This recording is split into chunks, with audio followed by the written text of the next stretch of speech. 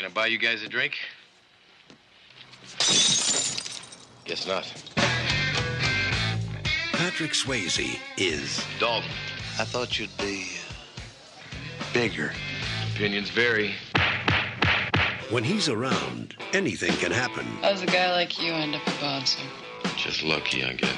and usually does. If somebody gets in your face, I want you to be nice. Don't be rude. Ask him to walk, but be nice. Help this gentleman to the door. Until it's time to not be nice. So says the fighting philosopher. He may be hard to handle, I keep talking, you're gonna go off thinking I'm a nice guy. I know you're not a nice guy. but he's easy to like. What's the matter, Dalton? Don't you like women? The worst I ever had was wonderful. He's not what you'd expect. I thought you'd be bigger. But there's one thing you can count on. He's the best friend a good time ever had. You guys tired? Doc, I'll get all the sleep I need when I'm dead. This is my town. I'm not afraid of him. I guess you'll be having that fire sale now, all right? You got your hands full, kid. I just think I'm looking at a dead man. Patrick Swayze, For that line of work, I thought you'd be bigger. Gee, I've never heard that before. Roadhouse.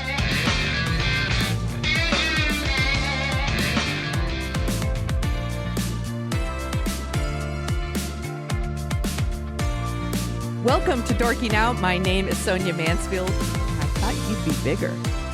Joining me is my podcasting sister from another mister and the co-host of Dorking Out, Margot D. Hello, my friend. The polar bear fell on me.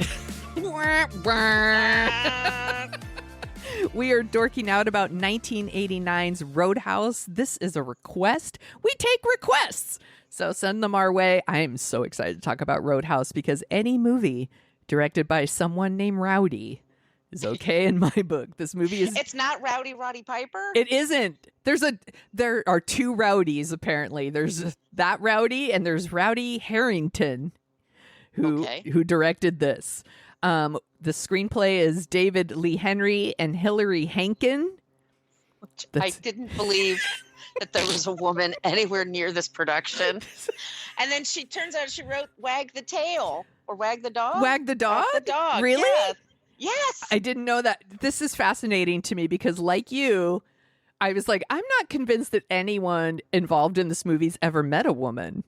No, and there's a reason why it bombed the first time because they're like, it doesn't look like a date night. I'm like, oh, fuck no. I mean, I've been playing the trailer and it's been getting a lot of views. And I'm like, yeah, this doesn't say, hey, women, please sit in the audience and enjoy. Yeah. But we'll get to that. Yeah. By the way, spoilers, everyone. I actually really like Roadhouse. Yeah, I like it too. We're going to make fun of it because it's so fun to make fun of. It's kind of one of the reasons I love it. So just prepare yourself, everybody. It stars Patrick Swayze, Kelly Lynch, Sam Elliott, Ben Gazzara. We got Jeff Healey. Jeff Healey.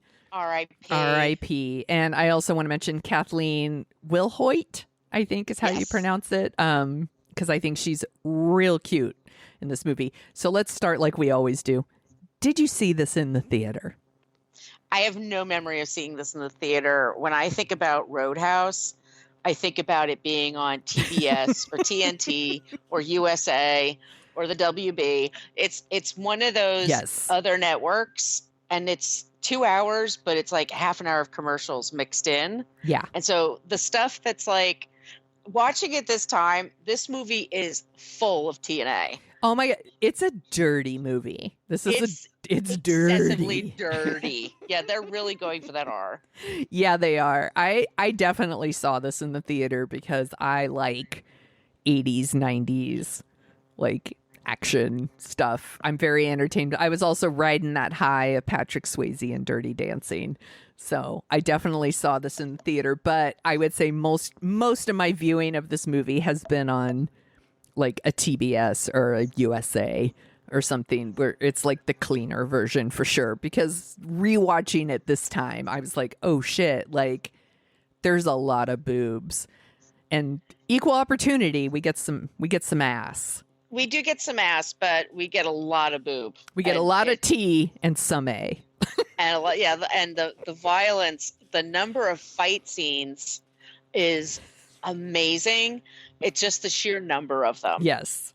And they just go to that like in 2 seconds. There's never any like build up. It just happens. Like no, they fight for movie. no reason in this movie. So if you haven't seen Roadhouse, stop what you're doing. Go see Roadhouse. But you probably don't need to see Roadhouse to listen to this, so you'll still enjoy the podcast. But you should watch Roadhouse. So Roadhouse is about Dalton. That is Patrick Swayze's character, and he's a cooler, quote unquote cooler. He's a bouncer. And he works at like a fancy club in New York. I don't know why I said fancy. It's not fancy. It's just a club in New York. And he is recruited by this rich guy to take over the security for a bar. Right. Just to say, I'm sorry. Yes. I got to start first. Yes. Because it's not even 3 minutes into the movie. So we're meant to see, like, this is what he can do to a club. Yes. It's full of exciting people. Everyone's having a great time. Like, it's safe. That's the whole thing that this guy is supposed to do, promote safety. And with the first 3 minutes, he gets fucking stabbed in front of his potential new employer. And then he's looking at him like, that's the guy. That's the guy. You're hired. You hired. I saw how you could take a stabbing and keep on digging. So you're hired. So he. Oh my god, it's so funny. So stabby. By the way, so very stabby. It's so stabby. Also, so the rich guy that wants to hire him, his name is Frank Tillman. Frank shows up at the club, and I love this. He shows up at the club.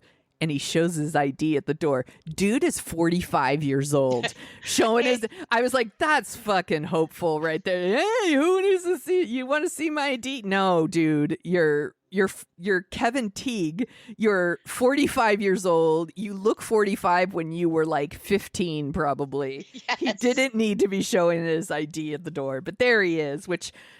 I get it. I also take out my ID at the club. Well, first of all, I don't go to clubs.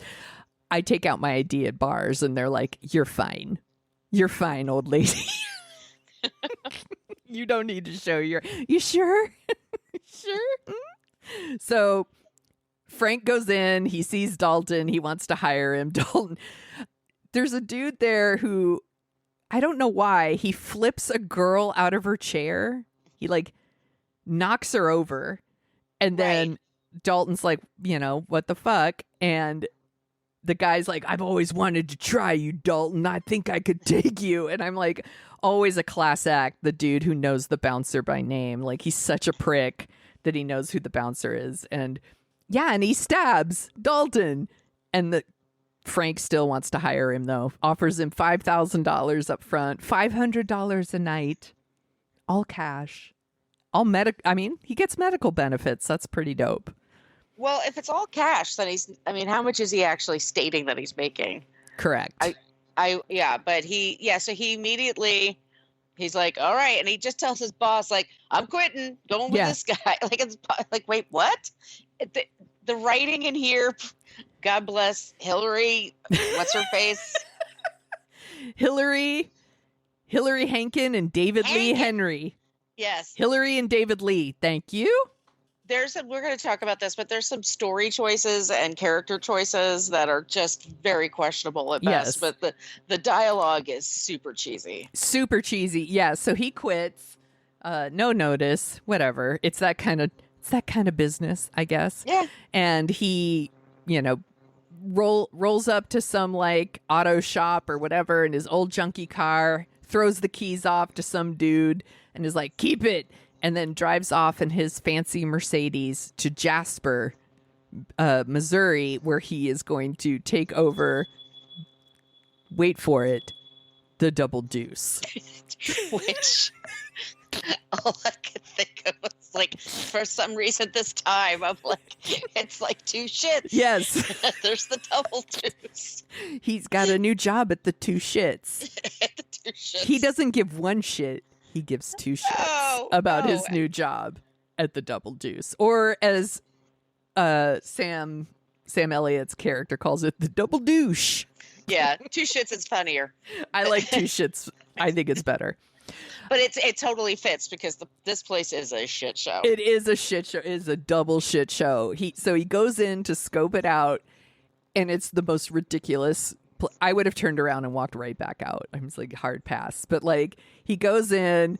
There's like shirtless dude dancing on the dance floor. There's no shirt, no shoes, no service at this place. They'll serve anybody apparently. So we got shirtless guy on the dance floor.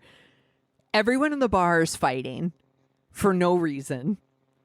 There's two guys fighting, and then the one guy, the bouncers, is like, "Should we do something?" And the other one goes, "Nah, they're brothers." They're brothers. That just makes everything okay. That's fine because two brothers, they never like the Oasis brothers, or yeah, exactly. It's the fucking Gallagher brothers. Noel over and there. him are just beating the shit out of each other in an indecipherable accent. Exactly. But, yeah, they're just beating the shit out of each other, and he's taking this in. Like, do I want to be in this place? And there's maybe 20 people having a drink at this bar. They have like at least a dozen people working plus a band. Yeah, 50% of the people in the bar are employees. The numbers don't add up for me. Like, No. How on earth are you supposed to make anybody with this ratio? But we're supposed to think like, well, he has really high dreams Yes. to like pack the joint, because when they pack the joint, it all of a sudden it looks like a whole new place. Right. So it's everyone in the bar is fighting now. We have a bouncer that just wants to get laid. He's just picking up chicks. We've got like customers harassing the waitresses. We have like waitresses that are dealing drugs.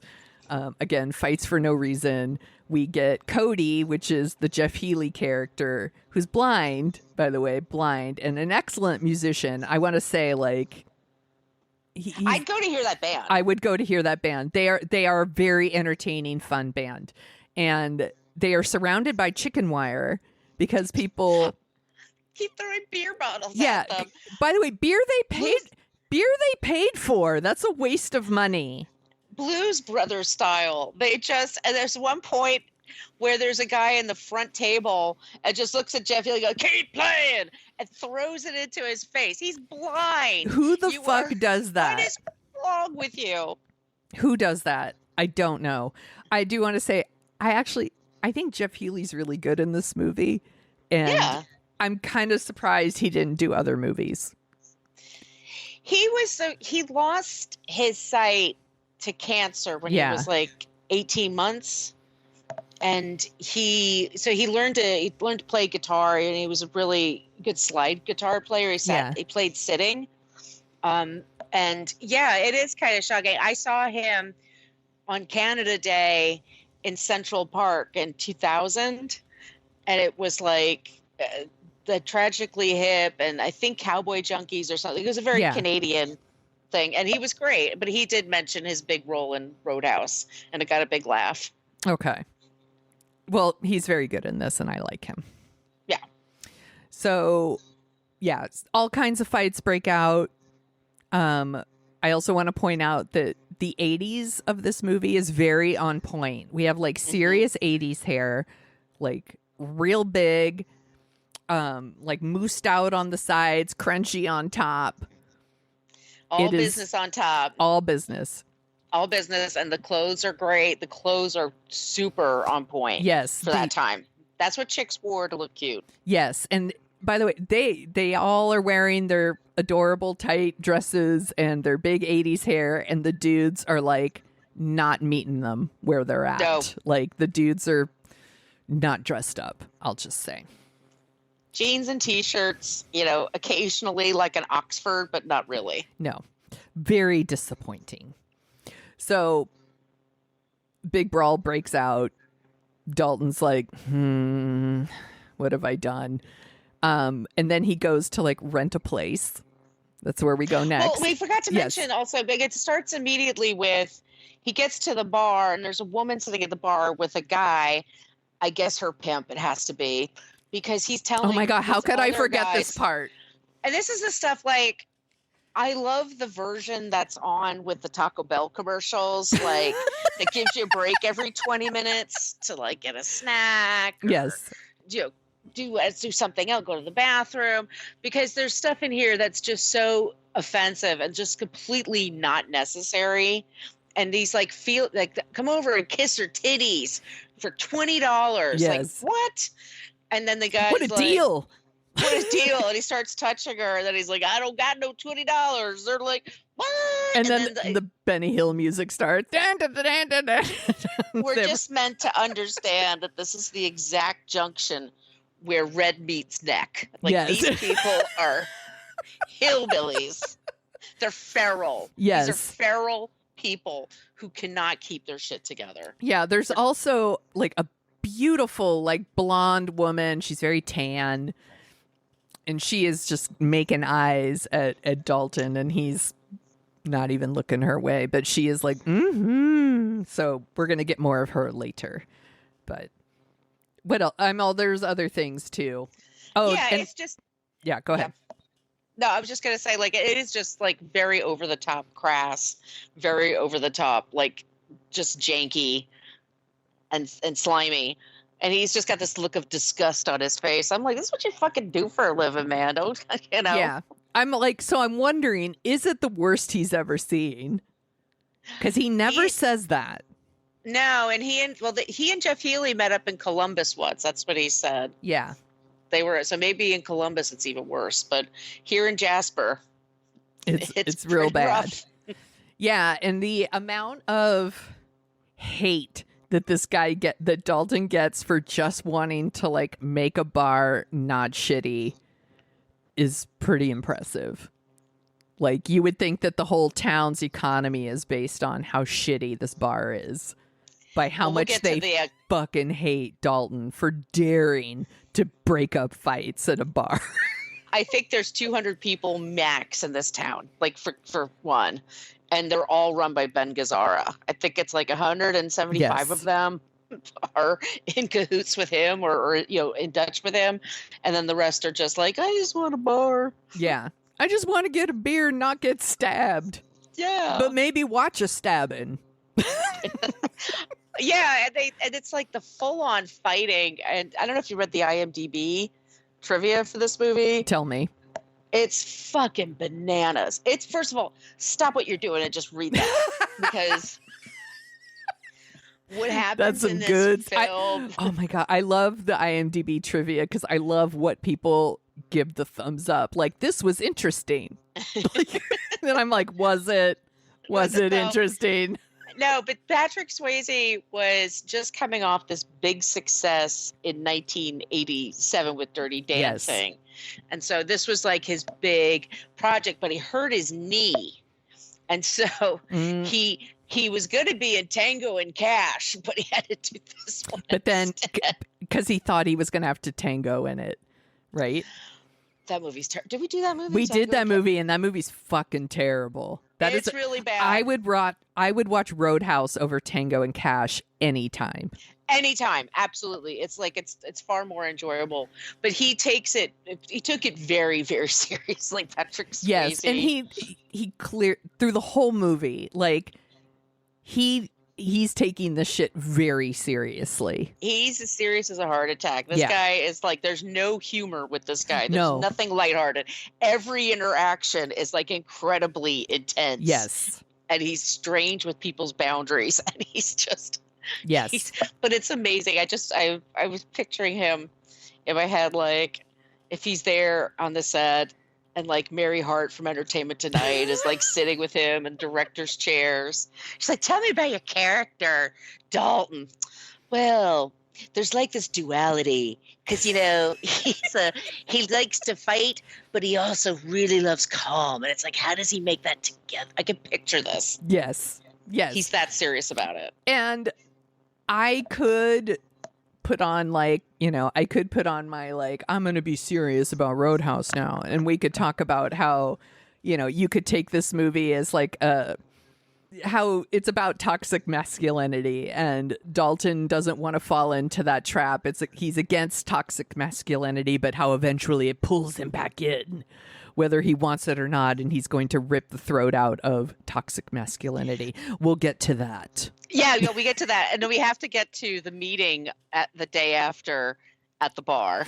Yes, so we'll fast forward to, he goes to the farmhouse. He ends up renting a cute little a little place above a barn for $100 a month. It's adorable. Everybody drink. I would totally Airbnb that. I would totally try it out. I would absolutely stay there. It's got a view of the lake, and it's got a great view of the rich prick who owns the whole town, Brad Wesley, played by Ben Gazzara, who seems to know what movie he's in. He's introduced being in a car and listening to some boppy 50 songs. Dude and he nearly runs over. Dude is such a prick. He can't even drive in his own lane. He's like, I own the road. And he's just swerving all over. What an asshole. He's such an asshole. Anyway, so now they have the employee meeting the next day after Dalton has been there. It's fucking hilarious because I've been in these employee meetings. Like you work at and it's everyone's hungover, tired. They don't want to be there. It's cutting into their time. Yes. And we used to have them at the YMCA, and the amount of the number of games we had to play first before we could even get to the thing. It's just, we wanted to punch people out. We used to do stuff like this at the movie theater too. We'd meet at fucking 7 a.m. or something. And I was like, I closed the night before. I didn't get home till 2 or something. Oh, I hated it. It's such bullshit. And you have to do that. So everyone has to meet. So they're all grumpy and miserable. Even the band. So even the blind guy who gets pilliard with beer bottles and verbal abuse, who's just trying to make a fucking living so he can, get along with his life. R.I.P. He died, by the way, in 2008, but he has to go to this stupid goddamn meeting, and this is where he's like, haven't I suffered enough? I have to go to this fucking employee meeting. And the drummer's sitting there I don't know, I'm back there with the chicken wire. I don't what do you want me to do? I can't throw my drumsticks at them. Yes, this is not my problem. But everybody has to go. So they have this meeting, and then he makes this big deal about we're gonna, expect the unexpected, the dumbest phrase of all time. Yes. When people tell you to expect the unexpected, it's like, what? Am I going to turn into a couch? You're all, got it. Okay. Everything's going to light on fire. And who can live like that? That's going to ruin your adrenal glands. But he's expect the unexpected and then take it outside. Yes. And if he has to grab somebody by the boot to do it, and they go, wink, wink, wink. Yes. Well, so his point is never start anything in the bar. So the whole, but of course, the thing is, it always starts in the bar. It always starts in the bar. And then the last one is be nice. Be nice. Be nice. Be courteous. Be nice until you cannot be nice. I was like, okay, it's. Yeah. So then they start giving. So he says, you know what? You're fired because you don't have the right temperament. Yes. And they give them paychecks. They give them I was like, do they get severance? They got severance. They get in an envelope. Kevin Teague's handing that out. Kevin Teague, what is his job? It just seems like he follows. I think he's a crush on Dalton. He just kind of follows him. He 100% has a crush on Dalton, and everyone should. This is that. Yeah, he's very Swayze-ish. Very handsome. I get it. And he's cut. He looks great. Yes. So they're handing out their paychecks. And then he's like, okay, this is the deal. We're cleaning up the bar. We're going to be nice. We're going to escort people outside. We're not just going to fucking brawl, all this stuff. And everyone's like, got it, dude. We're into it. So that night, immediately, these dudes are breaking the rules. And I say the dudes because the only woman now on staff is Carrie Ann. And she seems very sweet. And she wants to she just wants to do her job. She just wants to fucking wait tables and get her tips and occasionally sing with the band. Right, and she's great when she sings with the band. She's a nice voice. It's supposedly okay. This is another thing from the trivia. There's the 3.5-hour version of this movie. Oh shit! I would. There. Okay, look. I kind of want to see the 3.5-hour version. I do want to see what's on the cutting room floor. I was up till midnight last night watching The Breakfast Club. All these like deleted scenes. So I am kind of a deleted scenes person, but she supposedly has because she's in the trailer. Yeah, she's like, "Don't you like women there, Dalton?" So yeah, because she's flirting on him. Yeah, because she flirts with him his first night there. She's asking his name. She shows up at the place at some point, brings him just breakfast. Walks right in, right into his bedroom. Yeah, she clearly is a character that was on the cutting room floor, as is Keith. Is it David Keith or Keith David? Keith David. Yeah, is in this for like a fucking second. Like I missed him both times, Sonia. I don't believe he's in this movie. He's literally handing. No, it's my joke. It's my little in joke. I like to pretend that he's in every movie we watch. No, he like hands Patrick Swayze. He's a bartender, hands Swayze some coffee at some point, and I was like, "Where's his stuff? Like, you got him?" And it turns out he's on the cutting room floor, and he's like, "Fuck this! I'm going to PBS, and I'm just going to narrate everything they do for the next 20 years." Yeah, fuck this job. Fuck this job. So immediately, like, they let in the bouncers letting in like underage girls. With a Sears with credit her Sears credit card, and I'm giving the movie and a benefit of the doubt that by underage they mean under 21 and not under 18. But we're gonna assume they're college, like freshmen or sophomores. Yes. The bartender is stealing.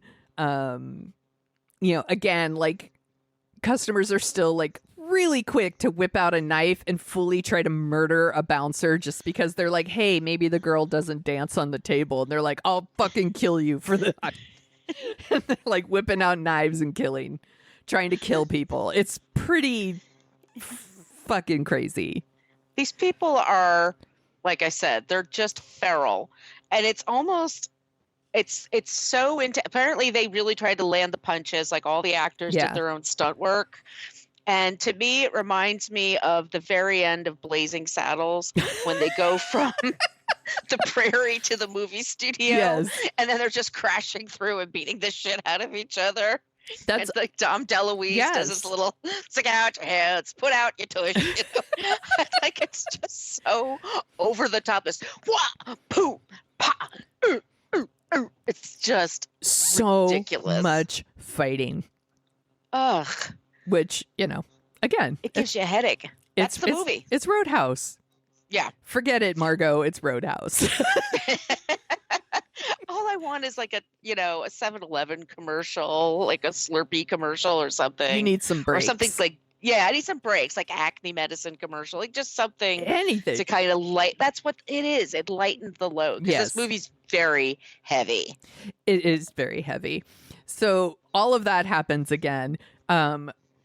Fighting everywhere. One of the bouncers like is fucking some girl, and here comes he's on his break. And Dalton's like, "You're out of here," and he's like, "I'm on my break." Just fucking girls in the storeroom or whatever. In the store where the food is or something. Yeah, it's so gross. And he's like, "You're gonna be my regular Saturday night thing." And I was like, "Oh, she must be fucking honored. Ooh, she gets to be your Saturday night fling." Fuck that guy. He's a creep. Ugh. Gross. So all of that happens, and then Dalton notices that the bartender is stealing, and so they like call, it's just like, so that's the bartender. So what if I'm stealing? Like his attitude is like, why would I be fired for stealing? And it turns out like he's the nephew of like the rich prick that owns like everything in town. But the like fucking audacity to be like, yeah, I steal. And you're going to fire me for that? How rude. It's just... You're not from these parts, are you? We're allowed to... It's so fun. And at some point, like, he confronts Dalton and he calls Dalton chicken dick. I was like, is that it? Chicken dick? Dickweed's much better. Yeah, That's seriously. Chicken dick. Yeah. Chicken dick, no. With 10 herbs and spices. Chicken dick. Now at Kentucky Fried Chicken. with some biscuits and gravy. Chicken dick. So that all happens. Carrie Ann just randomly shows up at Dalton's place at one point, brings him breakfast. We get some naked ass. We get to see Swayze's ass, and she totally gasps, like audibly gasps at his ass. And I was like, I get it. Like, I get it. I would too. I'm like, you're not even in underpants? Oh, did you? There's another story, by the way, about underpants. Ooh, tell me the story about underpants. Patrick Swayze's doing a scene, and he's like really like he's having a groin pull. Like he had like his groin insured or something, so that he would, because he had all kinds of health issues, believe it or not. Like, oh my gosh, muscles at the time, yeah. So one day he was like, he couldn't lift his leg or something, and he was freaking out. And they sent a doctor to his trailer, and he takes off his pants, and it turns out he's wearing 2 pairs of underpants. Oh, and it was cutting off his circulation. Why is he wearing 2 pairs of underwear? Have you ever worn 2 pairs of underpants? Like, that just doesn't make any sense to me. I know. That's worse than Spanx. That's no. Spanx are pretty goddamn terrible. Is that why he was wearing it? Like, he thinks that, first of all, he was like super thin and cut. I'm sure he was like egg whites and broccoli, no beer, you know. Yeah. No, there's no way. Like, that body is a machine in this movie. Like, you can see like every muscle, like, because by the way, when he's doing Tai Chi. Oh my God, they show it so many times of him like doing his like topless, his shirtless Tai Chi. There was a phase when there was like Tai Chi in almost every movie. Yes, like every person had to like, and I'm like, I think it looks cool, but I'm like, I could never do this. I would lose concentration. Yeah, 30 seconds. But there's a lot of scenes of him doing it, and a lot of scenes of other dudes watching him do it. Which, hey, there's no shame. No shame here. He's handsome. He's very handsome. I would watch, by the way. Seriously, I see people doing Tai Chi in parks all the time. They never look like Patrick Swayze. If they look like Patrick Swayze with their I would 100% stop and like fucking. The parks would be packed. I would seriously. That's how you look like. Seriously, I would get myself an order of chicken dick, and I would just sit right down and play watch. Some Jeff Healey. Put on some Jeff Healey music. just eating my chicken dick, watching people do Tai Chi, like you do. So then we go. Then of course these people like fuck up Dalton's car. Dalton bought another used car. Oh, that was something I wrote down. He shows up and somebody yells out, "What's wrong with a Detroit car?" That's how people talk, by the way. Totally normal way, you know. And then he gets his salsa from New York City. The dialogue is so bad. Like, no one talks like the way these people talk. It's hilarious. So he at some point he hides away his fancy Mercedes. He gets a junker car, parks it out front. Of course, it immediately gets trashed because, again, how dare a bouncer want people to have a safe, good time at a bar? We want to watch knife fights, apparently. So he goes to like the auto parts store, which is basically shares a parking lot with the 2 shits. And there's like no other businesses in eyesight. Like, it's just in the middle of a fucking desert, and there's the 2 shits and this auto parts store. It's like left over from the last picture show. There's just like this little town. Nothing's there. There's like no movie theater. Like, it's all just like a couple of people, all very angry men. Yes. They're just beating the shit out of each That's other it. at every chance. So then we get to meet Red, and Red will come back into play a little bit later. But Red seems like a nice guy who, doesn't want to pay the rich prick his, what's that money? His like protection money or whatever the fuck that guy is. Right, walking around asking for. Ben Gazzara is shaking down this town. Yes, and he's like got all everybody. Yes, all the local businesses. That's how he makes money. And for him, he's like, I brought J.C. Penney's and 7-Eleven. Like, and the Sears. Don't forget and the Sears. Like, oh, that's right. I used to love Sears. Yeah. Well, My sister could get your car tuned up and go clothes shopping and buy a washing machine. It's fucking dope. my sister got Cheryl Teague jeans. Coveted. She was hot shit. Yeah. She thought she was hot shit. Yeah. So that was Sears. But it's like, how many people live in this place that could possibly fill up a JCPenney or a mall at the time? It's just ludicrous. Yes. But, when do we get to Sam Elliott? Oh, or do we have to do Kelly Lynch first? Yeah, we have to do Kelly Lynch first. So, Dalton goes back into the two shits, and the bartender's there with like his like posse of people that are like, you're gonna give me back my job because my uncle owns this town. And then he whips out a knife that is like so fucking comically large that I was like, it's like Crocodile Dundee. Like, that's a knife. Everybody see that movie. I'm like, we need a knife fight. More knives in movies. People love that shit. Like, that's a knife. Like, it's so large. How he would have possibly brought that knife in there and nobody saw it, I don't know, because it's so large. And that's when he calls him Chicken Dick again, or he calls him that first time. I don't know. I just wrote down Chicken Dick, LOL. And he gets in one good slash. He slashes Dalton because Dalton, apparently Dalton is constantly getting cut. He's like magnetic. Those knives just show up on his body. Carrie style. They fly through the air. Everybody gets beat up, and then Dalton is off to the emergency room because his medical benefits are paid for.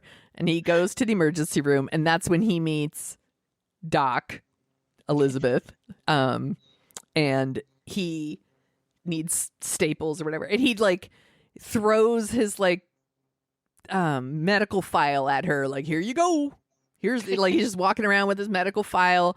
And, you know, she offers him like a local anesthetic. And that's when he says the pain don't hurt. Pain don't hurt.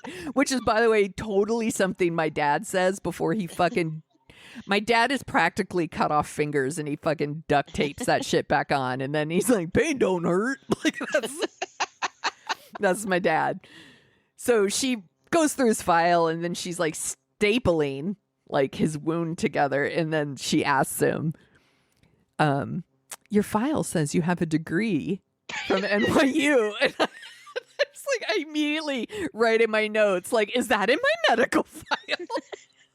Can you imagine that for a second? Like, first of all, he has this wound that just needs to be, he doesn't even have to bring his medical records. They can pretty much see what the hell is going on. Yes. But to include your college, graduation certificate. Oh, is his resume in there? I mean, it's just like, I'm not stupid. I just like beating up people. Oh my God, that's what it is. That's why that's in there. I don't want you to think I'm stupid. Yeah, that's his insecurity. I mean, it is ludicrous. So ridiculously like shoehorned into this movie. I was like, could there not be a better way to introduce the fact that he went to NYU and majored in philosophy?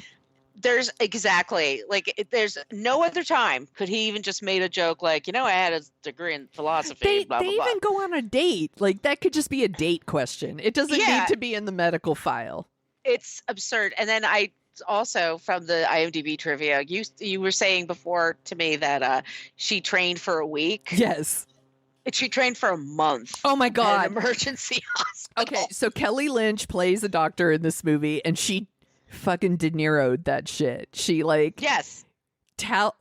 hung around like an ER doctor for a month. You're telling me a month with an ER doctor for this role that she did not need to do that. Like, bless her. No. Bless her for being that dedicated. You did not need to do that for Roadhouse. This is how quiet this place is. That emergency room, there's nothing going on. He's just like the two people hanging out. It's like, well, no, they're waiting. They're waiting for another bar fight to break out. I guess so. It's where they get all their business. Do they just leave the ambulance in the parking lot and just hang out until? Yeah, the ambulance. At no point do like medical professionals or the police show up to any of these brawls. Right. Never. Nobody. Never. The only time we see a medical professional is her, when she just happens to show up. And she's only showing up because she wants to fuck Dalton. She's not even there to work. I'm sure she like shoved a nurse out of the way to get to him. For sure. She's like, I got it. I need to give him I need to give him stitches. Out of the way. like Mrs. Doubtfire in the restaurant. Help us on the way, dear. Jumps over a gurney to get to him.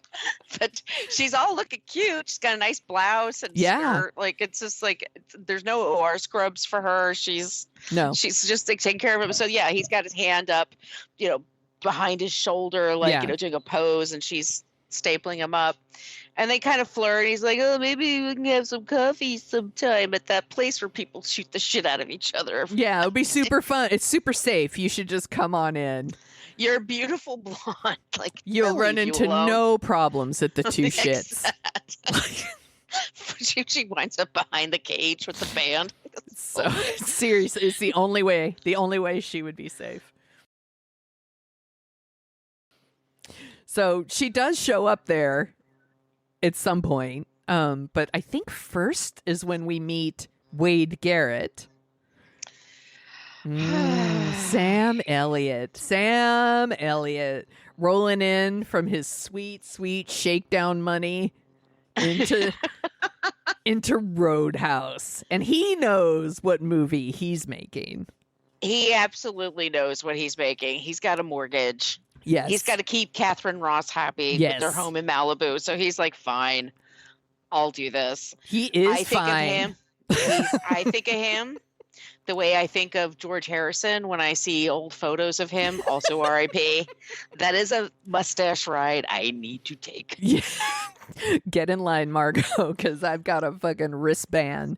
I'm riding all day. I mean, I am this high. I can enter the ride. He's so hot.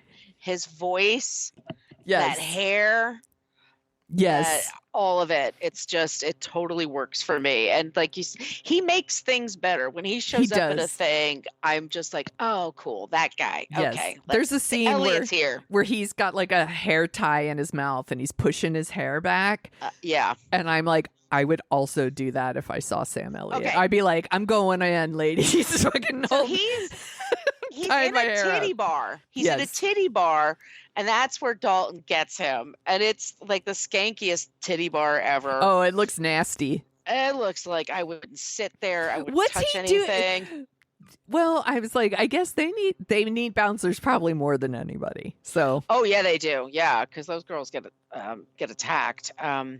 Yeah, and they're just women trying to make their living. It's just the men in the audience are super gross. They're so gross. They're really gross. So Dalton says, dude, I got a real problem. You got to come with me.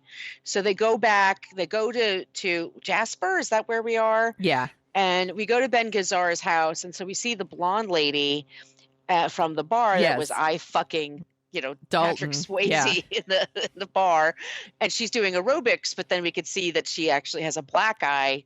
So we're like, oh shit. She's like his girlfriend, and he treats her like shit. Yeah, is she a girlfriend or a wife? I'm never clear on that, but he clearly beats the shit out of her. And she continues to go to this bar though, and like she's like hitting on people. But like all of his goons also go to that bar, so I don't know who she thinks she's fooling. Like he's also surrounded by the goons all the time. Yes. Like these guys must work 24/7 for this guy. They must be in that big house with him because it seems like he needs them on call. I do love when we go to his house, that monster truck that pulls up that dwarfs the house basically. And he just does that just to show up. I have so many thoughts and feelings about the monster truck because I like to imagine that that's like his daily car, like his commuter car that he's just driving around in his monster truck. He's like getting groceries, going to Target. Well, not Target. Sears. He's going to Sears. Do that. Yeah, he's going to Sears, picking up the kids from school in his monster truck. Going through the Starbucks drive-through. Throw it up here.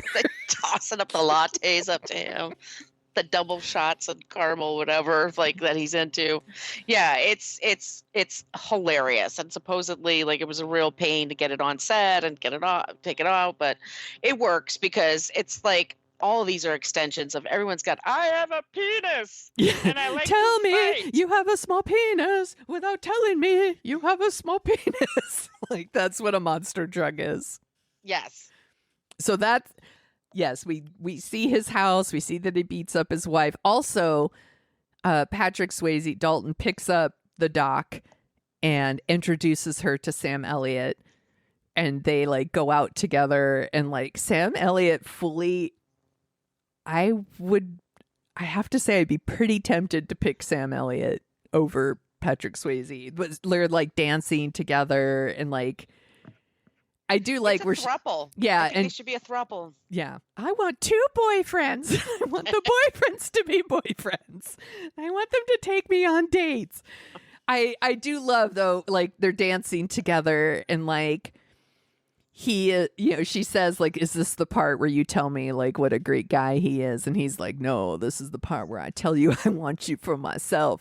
And like he might be serious, but she never takes him seriously. Like it's very much with a wink, like, but he also at one point like unzips his pants to show her a scar, and we see Sam Elliott pubes. Just saying. And by the way, I totally took a video, and I'm going to text it to Margot after we're done recording. Because I was like, just in case you missed it, there is a scene where Sam Elliott undoes his pants and you see pubes. Just saying.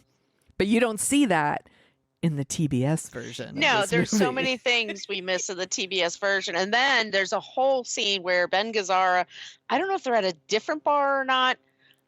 It confuses me, but they're at a bar with the blonde girlfriend. Oh no, that's the 2 shits. That's the 2 shits. So she now, for some reason, has to do a topless, dance for them. What? Yeah, there's a whole thing where like she like whispers something to Rich Prick, and he's like, "Sure, you can dance, baby," and like tells the band to play something. And by the way, there seems to be nobody else in the bar, and it's like and they're all just standing there staring at her. And yes. The actress said that her boyfriend had died by suicide the day before. Jesus fucking they Christ. Shot that scene. Take a sick day.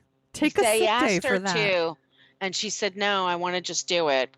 So she's like, part of that is like she was just in shock. Oh my gosh.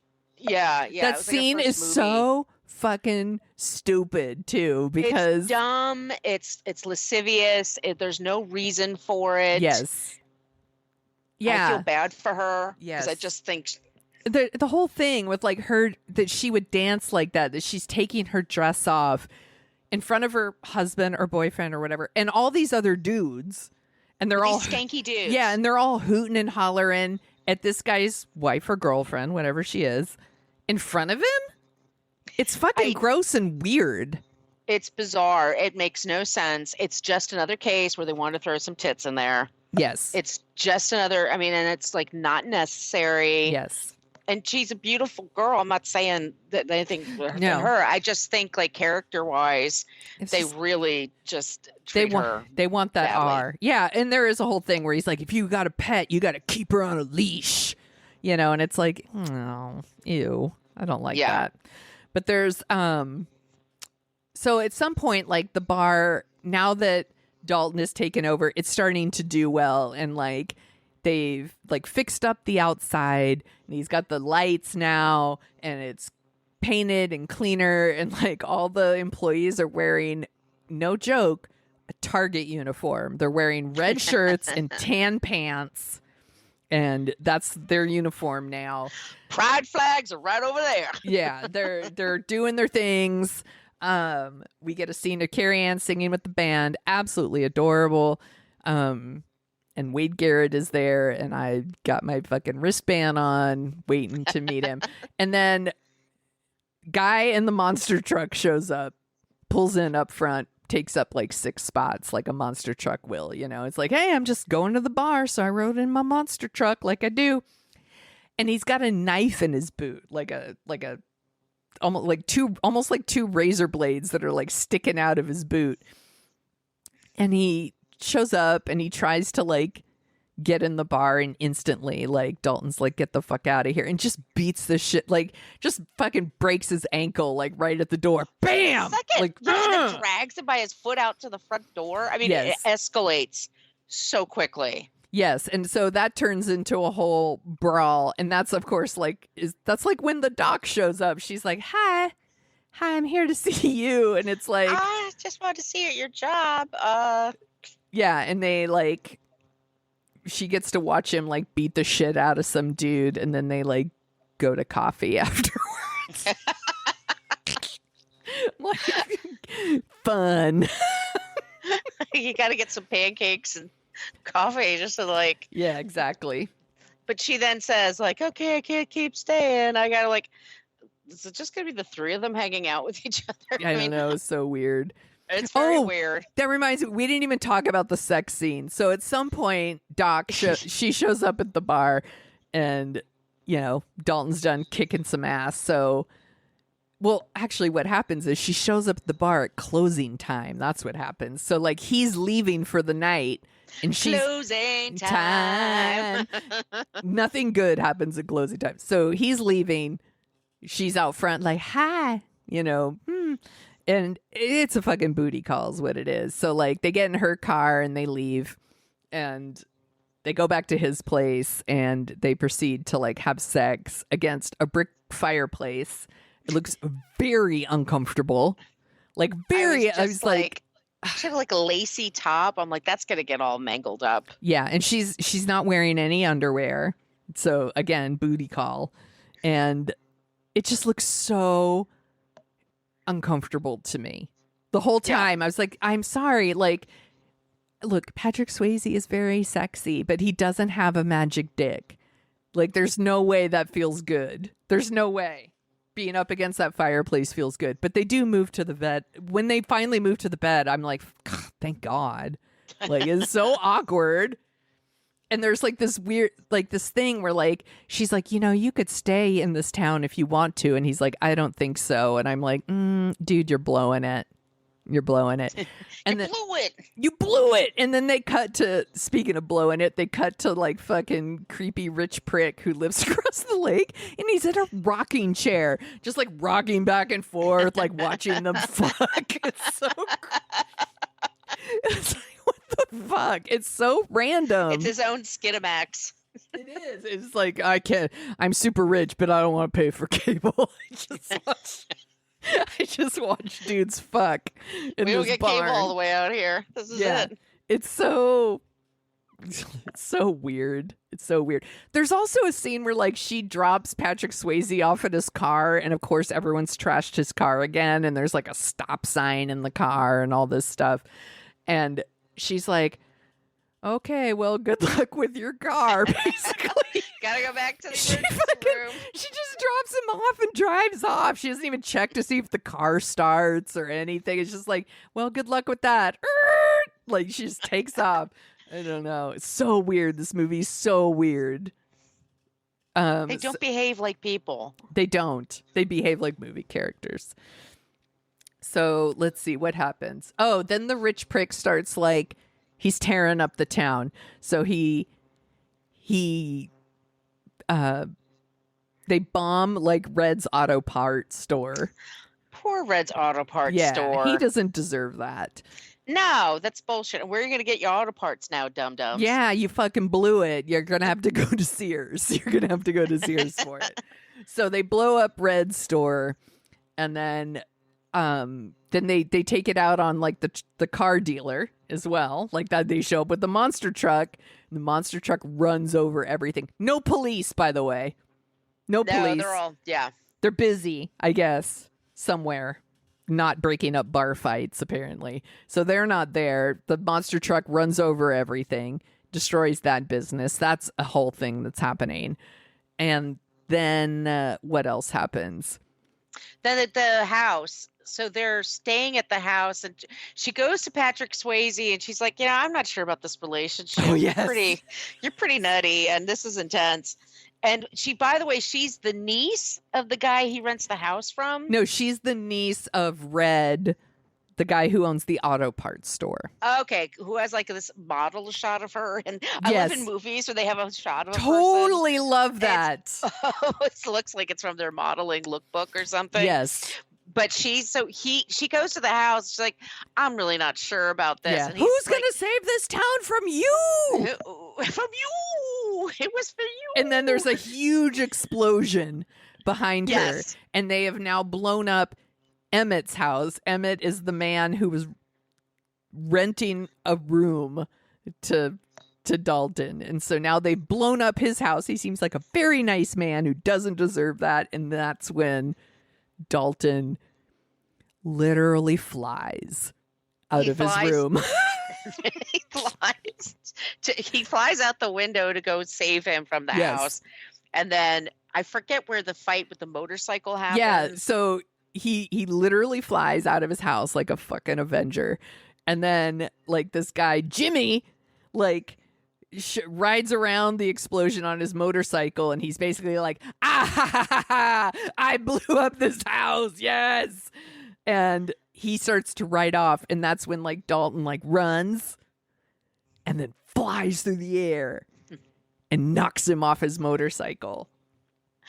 Is he the same guy that shows up at the bar and he has a fight with the pool stick? Yes. Okay. Yes. And they supposedly didn't like each other at first, but by the end of the movie, they were friends. Okay. Well, like, yeah, I'm sure, because they're constantly wrestling with each other. They were like they really like each other. Yeah. Mm-hmm. Not there's anything wrong with that. No, I'm like, yeah, if they start all making out with each other, I'd be fine. I would watch that movie too. Yes. That's in the director's cut. I would like to see be that. On the cutting. That would be the 3.5 hour version. I want more boyfriends, and I want them to go on dates with each other. So they have this huge fight. Like it's pretty long and like it's pretty gruesome. And at one point, Jimmy says to Dalton, "I used to fuck guys like you in prison," and it comes out of fucking nowhere. And I'm just like, Jesus fucking Christ. The actor said that when they went to a screening of that, he gives that line. He says his mother just jumps up from her seat and says, "That's my boy." You gotta have a sense of humor. You do. That's a good mom. She's very very supportive. She's like, "That's right, he does. That's my boy." At some point, Jimmy pulls out a gun and shoots at him, and Dalton's like, "Fuck you, I'm gonna rip out your throat." So he like does his like Mortal Kombat like special move and is like he like rips out a throat. It's gross. It's real gross. I keep missing that part, to be honest with you. Yeah, I know. For some reason, I watched it twice this weekend. Yeah. And it turns out that they do explain earlier in the movie that Dalton apparently had killed a man and just to watch him die. No, I'm kidding. Because like a man pulled a gun on him and Dalton had ripped that man's throat out and claimed self-defense because the man had a gun on him. And now he's done it again. Like this man pulls a gun on him and he rips his throat out. And I was like, this is his fucking signature move. This is his like Mortal Kombat. Trigger. Yeah. Mortal Kombat special move. Like you hit like X and A and the left thing, and he rips throats out. That's his thing. It's like Candy Montgomery in the TV movies with Elizabeth Olsen and Jessica Biel both played her. Whenever somebody says shh, like does that, yeah, she takes an axe and beats the shit out shit. of them. That's her trigger. Yes. That was her defense. So as he's fully like murdering this man and pulling his throat out, that's when Doc shows up and she's like, I think we need to see other people. I'm going to make Drugstore Cowboy. I got to go. To quote our last podcast, meep, meep. Meep, meep. There's like this outline of her through the bar behind Jeff Bealey's band. She just takes off. Fucking smoke outline of Kelly Lynch. Meep, meep. Like she's like, peace out. I'm out of here. And then Rich Prick like calls the bar, as you know, you do sometimes. You call the bar. And Dalton answers, and I'm glad Dalton answered, because what if Dalton didn't answer? And he says that someone's going to die. Is it going to be the Doc, or is it going to be Sam Elliott? And it turns out to be Sam Elliott, which is very upsetting. Is fucked up. This movie does not need to kill Sam Elliott. It totally didn't. They could have totally unnecessary. No, they could have just beat him up real bad.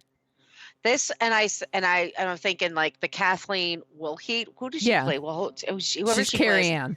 Carrie Ann. Yeah. Why don't we have Carrie Ann train her along with the other bouncers to be able to fight back? And so there's a scene where she really like defends like maybe a couple of the women. Yes. And just like shows what a badass she can be. There's like so many opportunities. I'm like, you made this choice, but you didn't do that. Yeah. I don't understand because no one wants to see a dead Sam Elliott. Nobody wants that. No. And That's Sam, like a golden retriever or something. No. And Sam Elliott's supposedly really good at his job, and he's like, what, 48 hours in Jasper before he gets killed? It's just not right. This town is fucked up. This town is fucked up. You gotta get out of there. Beep, beep. Like Homer Simpson into the bushes. That's right. Like, He's like, just backing away. So like how that bad is, was that titty house, that titty bar that he had to go to? It's not. This was a step up, or he just not likes the worth challenge. it. It's very upsetting that. Yeah. Justice for Wade.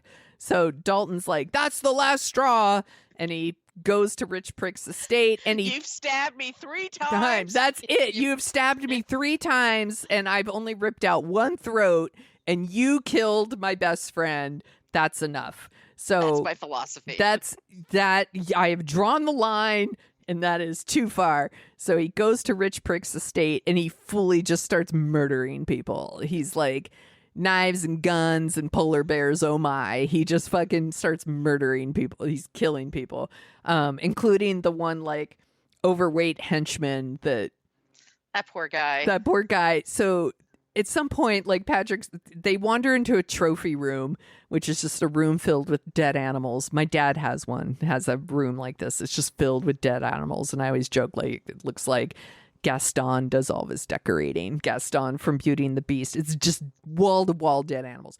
Mm-hmm. So fat henchman walks in. Sorry, overweight henchman walks in. And curvy henchman. Yeah, big boned henchman. Festively plump henchman walks in and showing off his curves as he walks in. He's just curvy. Dalton like pushes a polar bear onto him, like a giant mounted polar bear. He has like so much time to get out of the way of this polar bear, but instead he's has like to duck to the left like 6 inches, and he would have avoided this polar bear. But he was so thunderstruck by a polar bear in the middle of fucking Jasper. Yeah, he shoots at it.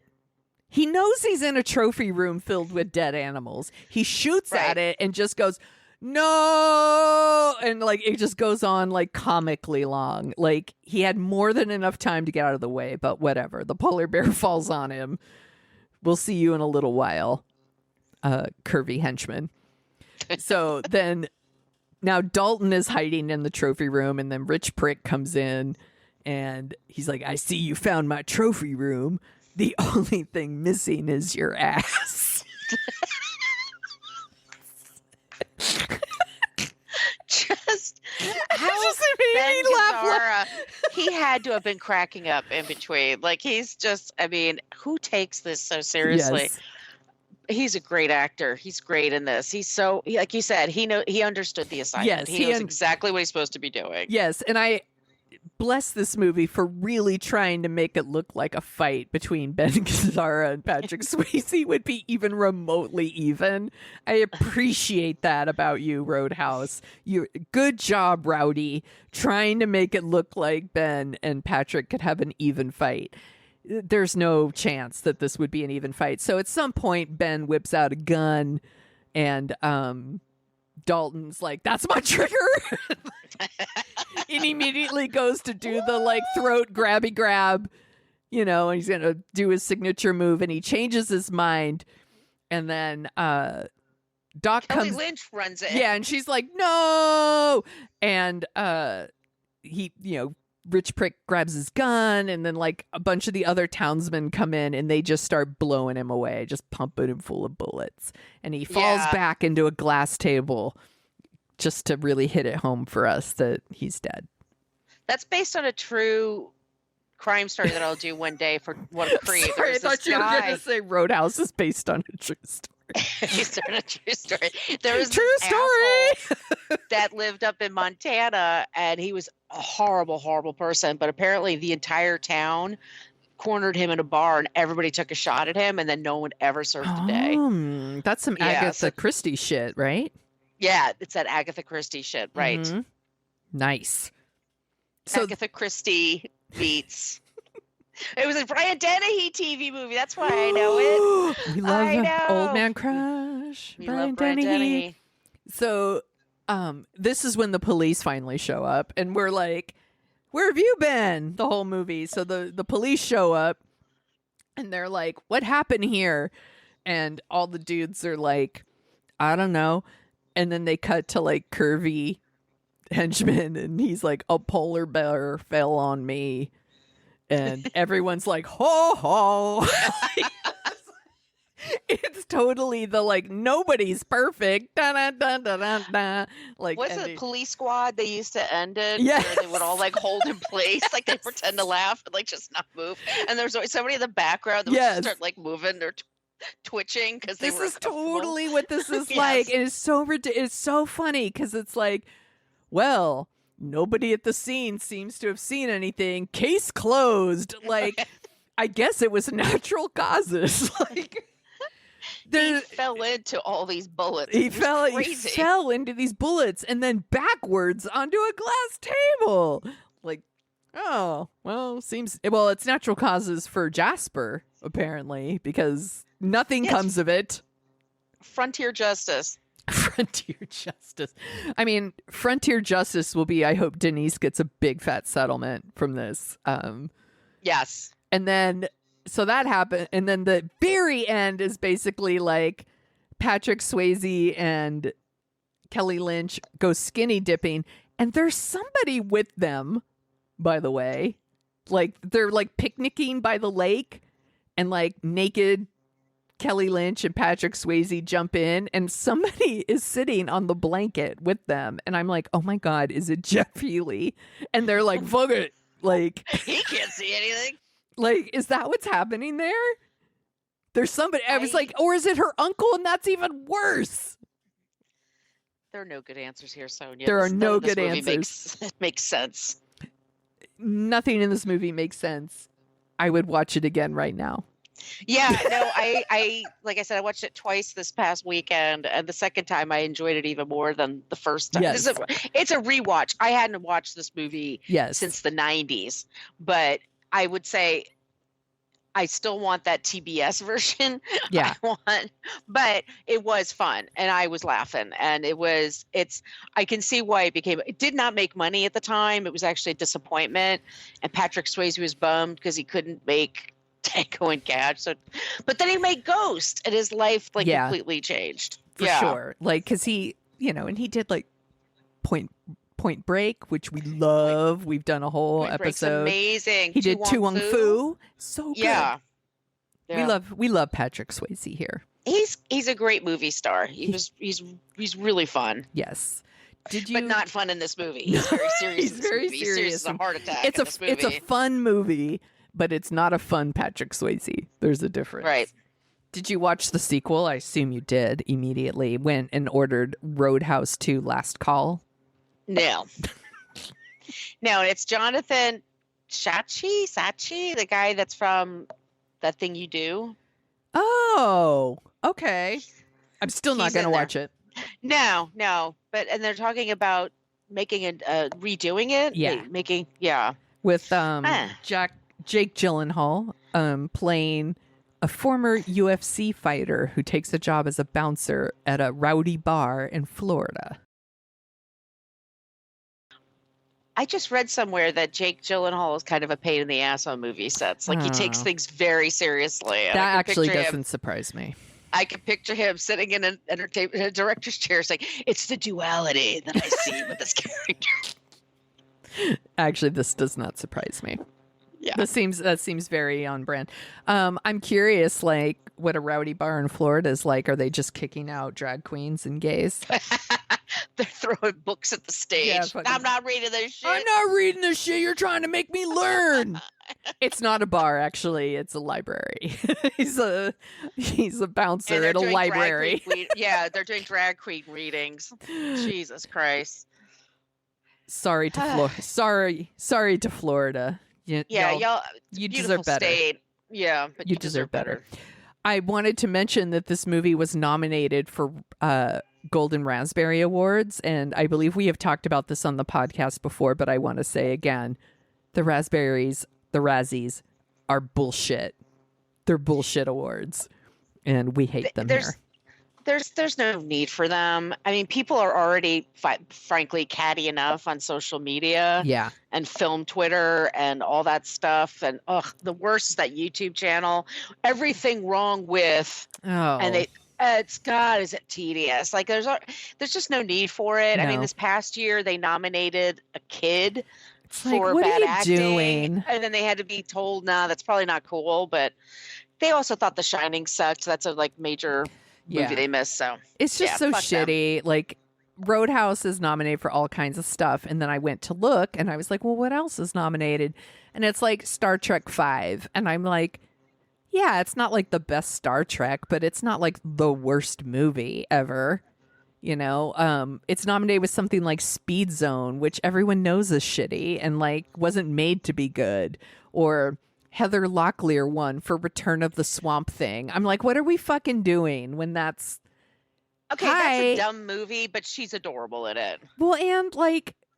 And what do you expect? It's Return of the Swamp Thing. It's Return of the Swamp Thing. Like, it's not Chariots of Fire. Exactly! Like, right. There's shit here from like shit like Earth Girls Are Easy is nominated, or, you know... Eddie Murphy's nominated for Worst Director for Harlem Nights. And I'm like, really? They just want to shit on people who are in a rough patch in their careers. And that's just not cool. By the way, the song Pet Cemetery is nominated for Worst Original Song. Fuck you. That's a good song. I think it's catchy. That's an amazing Ramones song. I love that. I don't want to get buried in a pet cemetery. Seriously, fuck the Razzies. Do you want to hear other movies that were released in 1989? Yes, I do. Okay. Speaking of the Razzies, Fletch Lives is not good. Oh, not good. No. Not good. Stick to the original Fletch or watch Confess Fletch. Really good. Confess Fletch was one of my favorite movies last year. Dead Calm. That's a good movie. Nicole Kidman. Yeah, that's a good one. Yeah. Another Sam. Sam O'Neill? Sam O'Neill. Yes. Dream Team. That's Michael Keaton. Yes, we love Michael Keaton here. We love Michael Keaton I am a huge Michael Keaton fan. It's a silly movie about, I don't know if you could make this now, but it's about patients that leave a mental home and then go around the city on adventures. It's pretty great. Oh, dear. Yeah. Sea of Love. That's a sexy movie. Sexy. Ellen Barkin. I love Ellen Barkin. And new dad, Al Pacino. Yeah, he's a ripe young 81. Yeah. So, okay. That's a thing. You know, that he was happened. jealous of all the attention De Niro got for getting. That was that must be it. That Italian machismo kind of thing. Oh, dear. That must be it. Black Rain. Yeah, that's a terrible movie. Michael Douglas, Andy Garcia. I do love me some younger Andy Garcia. Actually, I'll take Andy Garcia right now. Yeah, I'm gonna get a fucking wristband for Andy Garcia. The Fabulous Baker Boys. Yeah, that's a good movie. I like that movie. I know you have thoughts about this movie, Immediate Family. I do like that movie. It's James Woods and Glenn Close, and they adopt a baby from Mary Stuart Masterson and Kevin Dillon. It's a really quiet movie. Like, no one would make this now. It's very, it's kind of heartwarming. I really like it. Yeah, they certainly wouldn't make it with James Woods. No, well, that's for good sufficient reason. But it's just like a movie about like a very just human emotions and what is family and blah, blah, blah. Yeah. 2 more movies. Harlem Nights. Not great. No, it's not great. It's kind of nice to look at, but it's not a great movie. And then the last one is the original animated The Little Mermaid. Great movie. Which I love. I love The Little Mermaid. It played at my movie theater forever. That soundtrack is amazing. Those songs in that movie are fucking catchy as shit. It was one of those first Disney movies that put them on their track. It was like Oliver and Company, Little Mermaid, Beauty and the Beast, and so on and so on. They're just making money. Yeah. Yep. All right. Do you want to hear the top 10 singles from this movie came out? Can't wait. All right. This is actually pretty goddamn great. U.S. top 40 singles. Week ending May 20th, 1989. Number 10, Madonna, Like a Prayer. It's my favorite. I love that song. Fucking love it. Love this song. Bobby Brown, Every Little Step. I loved old school Bobby Brown. Like That my first album. My was Prerogative. amazing. Yeah. Rock with Ya, all that shit. I was into it, and I love that song too. Cher and Peter Cetera, After All. Boy, Such a wedding song. Back those then. love songs. Here's another one. Bette Midler, Wind Beneath My Wings. Okay, so Beaches played at my movie theater. I had to listen to that song like 5 times a day. It was. I love that movie. We I should. know. We should. Adam Risky made fun of me. We should do that movie. We should talk I about would it totally sometime. be in. So number 6, Guns N' Roses, Patience. It's a good song. Yes, it is. I love Guns N' Roses. Number 5, Michael Damian, Rock On. Rock on. That was from that ridiculous movie that he made. Oh, Dream a Little Dream. Yeah. Yeah. I loved this song. Donny Osmond, Soldier of Love. Oh I my was into it. god! I totally remember that song. I had completely forgotten about that song until just now. This song drove me fucking nuts. Bon Jovi, I'll Be There For You. I don't. It's not my favorite. It's not my favorite John Bon Jovi. What's your favorite Bon Jovi song? Oh, Runaway. I like their first one. Oh, that's a good one. Ooh, she's a little runaway. Yeah, that's a good one. Yeah. What's yours? I really like Bad Medicine. Sure. Number 2, Jody Watley, Real Love. Good song. Love it. And this song is fucking amazing. Paula Abdul, number 1 song, Forever Your Girl. I loved the first Paula Abdul album. So Yeah. good. I was into her. She was great. I mean, great singing, but it's more of like her overall presentation. I love the dancing. I love the videos. Yep. You know. All of it.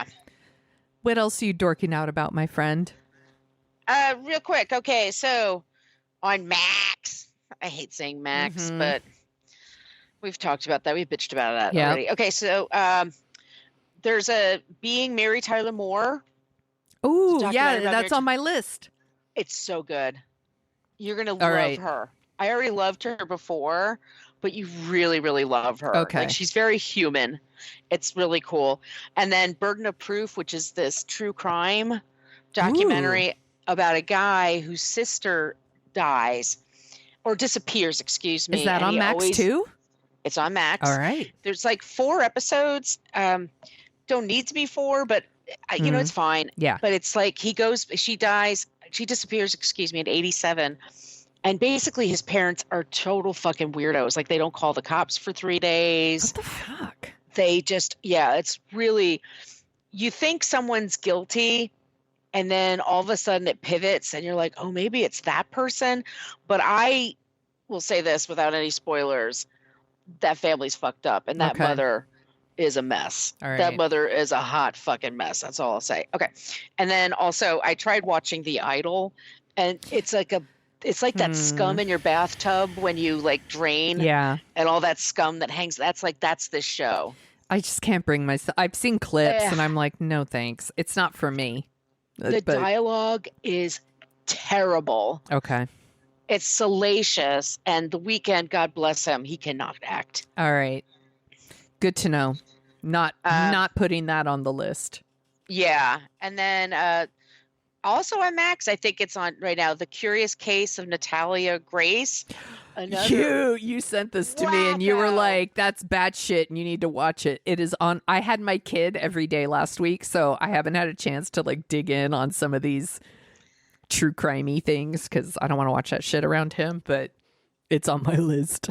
Oh, it's about this family that adopts a girl from the Ukraine, and then it turns out she might be older than they were told. Oh. But she has dwarfism. She's a little person. Okay. So they can't. okay. And I'm just going to leave it there. But that's another fucked up family thing. It's nuts. And Okay. what else? Then the book I just finished that I loved. It's called Burn It Down, and That's it's on my Maureen iPad. Ryan. Yes. Power, Complicity, and a Call for Change Yeah. in Hollywood. There was if you go to Vanity Fair, they have an excerpt, and it's all about the fucked up stuff that happened on the show Lost. Yeah. And how they treated Harold Perrineau, excuse me, who was the only African American man and was an exceptional actor. Like he was the big get, and then they treated him like shit. And just you're never gonna. Carlton Cuse, I've always been sort of side-eyeing, but everyone loved Damon Lindelof. Like they always treat him like he's a genius, and then you watch this, you're like, read this, excuse me, and you're gonna be like, yeah, man. Okay.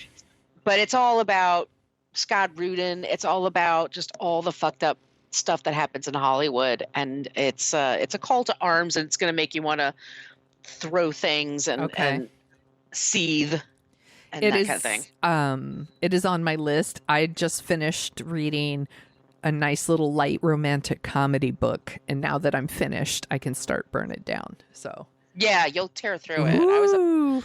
It's pretty great. All right, I'm gonna start it soon. I'm gonna start it this week for sure. Anything else on your list? Nope, that's it. Okay. Well, I finished reading The People We Meet on Vacation by Emily Henry. And it's just like a nice little romantic comedy book about like a travel writer and her like male best friend from college. Guess what? They're in love, but they don't know it. It's very enjoyable. But now that I'm done with that, I can start Burn It Down. So yay. That wasn't my real rec. My real one was Wiser Than Me. Have you started listening to this? The podcast by Julia Louis-Dreyfus.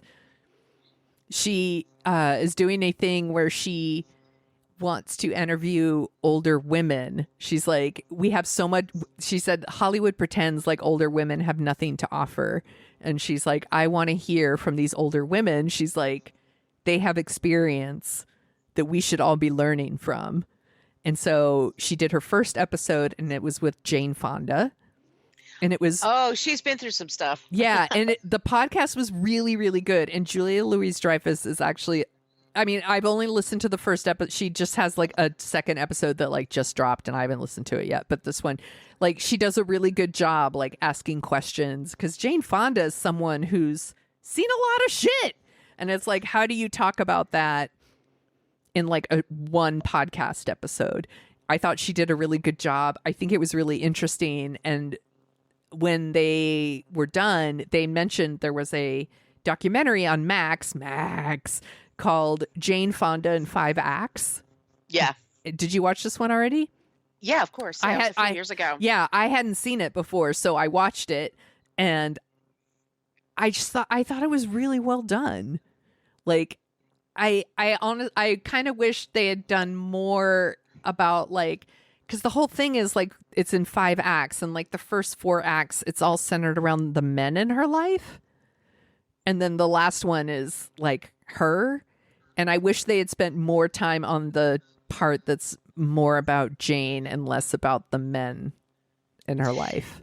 Yeah, she was really influenced by men for very, very, very long time. So I can see why they did it that way, because she did an autobiography a few years ago, and she was kind of shocked when she did it, like going back, and she's like, oh my God, like every few years there's this other guy that came in, and I would adjust myself to make them happy. Like Ted Turner said, cut your schedule in half and then cut it in half again. And she did it. Yeah.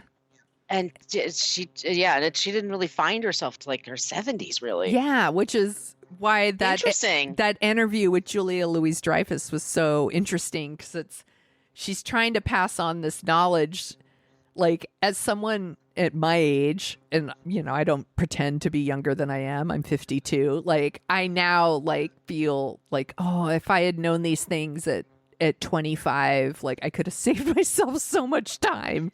So I think you're supposed to be a total fuck up at 25. You are, but I also think like, gosh, I wish I had known some of the things I know now at 25, it just would have saved me some, not just poor decisions, because we're all going to make poor decisions, but like, I don't, just the heartbreak or the time, I guess, that I wasted, the mental energy I wasted on stuff like that. Yes. That you should have just had better boundaries. Yes. Yeah, same. I go through that all the time. It's about boundaries. And like, I think she says it in the podcast, like, she asks her like if there was something you wish you had known when you were younger, and she said that no is a complete sentence. Yep. And I'm like, that's it right there. That's it. So it's very good. I like it. The podcast is great. The documentary on Max was very great. It made me want to watch a bunch of Jane Fonda movies. So I might be doing that soon. And then the last thing I'm going to mention is I watched every episode of Smartless on the Road, which is also on Max. I feel like Max should sponsor this podcast at this point. Yeah, they should. But I watched the first episode and I was like, ugh, whatever. It's like 3 white guys giving each other eating disorders and talking about when they poop. And I was like, I don't really care. But I kept watching it anyway. And they do show some of the interviews that they do with people. So they interview like AOC and David Letterman and Kevin Hart, and Bradley Cooper shows up at some point, and they interview Sean Hayes' sister, which is delightful. The interviews are actually really interesting and well done. And I do think like they're funny and they have a funny chemistry. And I think Jason Bateman and Will Arnett in particular, who played brothers on Arrested Development, have this very funny sibling-like relationship where they give each other a lot of shit. So if you like humor where you're just like mean to each other, you will like Smartless. I almost can't explain why I watched the whole thing. Like, it was an easy. Can't understand it. It was an easy watch for me. I was like, yeah, fuck it. Like it was like each episode was like 45 minutes. I watched it over a couple of weeks or something. And Sean Hayes, by the way, is a fucking delight. Yeah, he's always. I mean, like, I love all of them, but I mean, yeah. Sean Hayes would be the selling point for me. Yeah. I'm sure Jason Bateman would be a little precious for me after a while. Yeah, Jason Bateman, one of my forever crushes. Like, yes. He does come across as like a bit of a whiny pain in the ass sometimes in this documentary, but he's also funny. And like, would I want a Jason Bateman in my life? No. Am I happy to watch it on TV? Apparently, because I watched every single episode. Absolutely. And I do love Will Arnett. I think his humor is funny. I just love his voice too. Like, he should be, if he's not, he should be like doing audiobooks, because I would listen. And again, but Sean Hayes is the one that's like, he just seems so positive. Like, he just, and he's got such a good sense of humor, and he's so talented. Like, he could play a lot of instruments, he could sing, he could dance. Like, he's just such a fucking delight. Like, I liked it, but I understand it's not for everybody. But the podcast has a huge following, and I'm sure like if you listen to the podcast, you probably like the show. I don't listen to the podcast, although I'm going to listen today because they have Pedro Pascal on. Oh, I'd listen to that. I'm like, I just want to hear Pedro Pascal, so I will be listening today. But that's all my recs. That's plenty. Wow, we went long. Yeah, it's a long show today, but there was a lot to uncover here. We had a lot to talk about. We had to go deep on Roadhouse. Yeah. My friend, where can people find you on the internet? You can find me on Twitter at Brooklyn Margot. My site is Brooklyn Fit Chick. Instagram, it's Brooklyn Fit Chick. And I'm on the TikTok at Margot Donahue. I'm not trending as great as Sonia right now. She'll get to that. But I do put clips up there of the movies I'm watching and talking about, and let me know what you think. You can find me at thesoniashow.com and The Sonia Show on Twitter and Instagram. And the TikTok, where I'm currently trending. What the fuck? Well, I'm personally not trending. My video from Smartless, a little joke I made about Smartless, is currently making the rounds on TikTok, and it's got over 1 million views. So no big deal. No big deal. Just over 1 million views. No, I'm very excited about that. And hopefully there are people that will come and listen to the show. You can find Dorking Out at wherever you listen to your podcast. You're listening right now. You can email us at dorkingoutshow@gmail.com. Give us your address. We'll send you some stickers. They're adorable. Everybody drink. If you want to, you can go to dorkingoutshow.com, by the way, and all of our past episodes are there as well. If you would give us a review, that would be delightful. It helps us find our people, and we want to find our people. And I'll read it on the air. I'll read it on the show. Why do I say on the air every time? Ugh. Everybody Anyway. says on the air. Yeah, why do I do that? And you can find it at Dorking Out Show on Twitter as well. And if you want to go to Facebook and complain about our salty language, feel free. Or if you follow us on yes. What a Creep. Yes. We have a show, we co-host a show called What a Creep, where we talk about creeps from the past to the present. I just led the episode, this past episode, and I talked about George Washington. It was so fun. It was great. Fuck that guy.